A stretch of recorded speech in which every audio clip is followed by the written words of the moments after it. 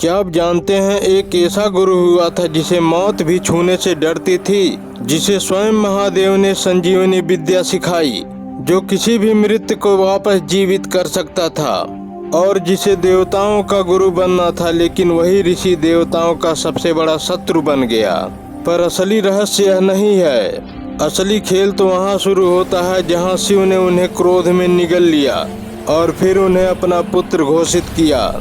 क्यों इतनी महाशक्ति रखने वाला गुरु अपनी खुद की जान क्यों नहीं बचा सका? यह कहानी सिर्फ एक ऋषि की नहीं, यह कहानी है अहंकार, अपमान, प्रेम, प्रतिशोध और अमर विद्या की। और आज आप सुनने वाले हैं दैत्य गुरु शुक्राचार्य की वह सच्ची कथा जो इंटरनेट पर सबसे ज्यादा सर्च की जाती है, पर किसी को पूरी की पूरी कहानी नहीं पता। दोस्तों, आज हम इस वीडियो में आपके लिए लेकर आए हैं दैत्य गुरु शुक्राचार्य की पूरे जीवन की जर्नी। जन्म, शिक्षा, इंद्र द्वारा अपमान, असुरों का गुरु बनना, उल्टी तपस्या, शिव से संजीवनी विद्या, शिव द्वारा निगला जाना, जयंती से विवाह, कच्छ की मृत्यु, अंतिम बलिदान, पुनर्जीवन। यह एक ऐसी कहानी है जो आपको माइथोलॉजी के पीछे छिपे मनोविज्ञान, धर्म, अधर्म, राजनीति और इंसान की मूल भावनाओं, सम्मान, अपमान और शक्ति को समझाएगी। वीडियो के अंत में आप समझेंगे कि शुक्राचार्य सिर्फ दैत्य गुरु नहीं थे, बल्कि वह ज्ञान, तपस्या और अद्भुत दृढ़ता के प्रतीक थे। कभी ऐसा लगा है कि आप जितनी मेहनत करते हैं उतनी इज्जत नहीं मिलती, आपका काम दूसरों से बेहतर होता है, फिर भी सराहना किसी और को ही मिलती है? ये दर्द शुक्राचार्य ने भी सहा था। वह इतना तेज थे कि बृहस्पति भी उनसे पीछे पड़ जाते थे, लेकिन जब सम्मान का समय आया तो सिर्फ इसलिए उन्हें नकार दिया गया क्योंकि वे असुर कुल की माता से जन्मे थे। इसी एक चुभन ने पूरे ब्रह्मांड का इतिहास बदल दिया। कभी कभी एक अपमान एक आदमी को ऋषि से राक्षस या राक्षसों का गुरु बना देता है। शुक्राचार्य ऋषि भृगु और काव्या माता के पुत्र थे। ज्ञान, मंत्र, ज्योतिषी, औषधि और हर विद्या में बृहस्पति से आगे थे।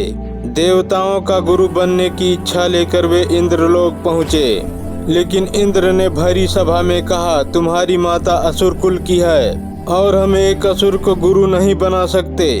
ये शब्द उनकी नियति बदलने वाले थे। शुक्राचार्य उसी पर लौट पड़े और बन गए असुरों के गुरु।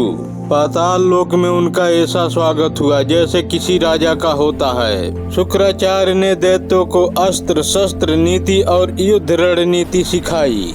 शुक्राचार्य के मार्गदर्शन में हिरण्यकश्यपु, प्रहलाद, बलि जैसे योद्धा पैदा हुए जिन्होंने देवताओं को हिलाकर रख दिया। लेकिन एक समस्या थी, देवता अमृत के कारण मरते नहीं थे और असुर मर मर कर थक चुके थे।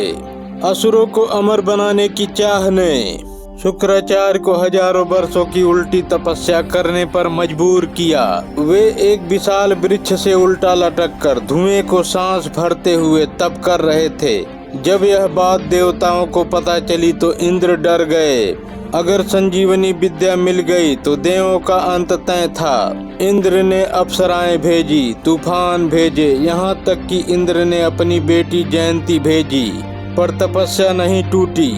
हजारों साल बाद महादेव प्रकट हुए और शुक्राचार्य को दी संजीवनी विद्या, लेकिन चेतावनी भी दी, धर्म के लिए उपयोग करना, अधर्म के लिए नहीं। युद्ध भूमि में शुक्राचार्य लगातार मरे हुए असुरों को जीवित कर रहे थे। युद्ध अंतहीन हो गया और ब्रह्मांड का संतुलन बिगड़ने लगा। देवताओं ने शिव से शिकायत की। शिव ने कहा, मैंने यह विद्या संरक्षण के लिए दी थी, अनंत युद्ध के लिए नहीं। और क्रोध में उन्होंने शुक्राचार्य को निगल लिया। लेकिन जब वे शिवलिंग से शुक्र रूप में बाहर निकले, माता पार्वती ने कहा, यह आपके ही लिंग से निकला है, यह आपका पुत्र है। शिव शांत हो गए। जयंती, जिसने तपस्या भंग करने की कोशिश की थी, शुक्राचार्य की महानता से प्रभावित होकर उनकी सेवा करने लगी और यही सेवा प्रेम में बदल गई। दोनों का विवाह हुआ। देव कन्या बनी दैत्य गुरु की पत्नी। देवगुरु बृहस्पति चाहते थे कि देवताओं को भी संजीवनी विद्या मिले, इसलिए उन्होंने अपने पुत्र कच्छ को शुक्राचार्य के पास भेजा। देवयानी शुक्राचार्य की पुत्री कच्छ से प्रेम करने लगी। असुरों को शक था कि कच्छ विद्या चुरा लेगा, इसलिए उन्होंने कई बार मारा, पर हर बार शुक्राचार्य ने जीवित किया। अंत में असुरों ने कच्छ को जला दिया और उसकी राख शुक्राचार्य को पिला दी। अब दुविधा थी, कच्छ को बचाए तो खुद मरेंगे और ना बचाए तो पुत्री रो रो कर मर जाएगी। दुनिया का सबसे बड़ा गुरु पिता होने के आगे हार गया।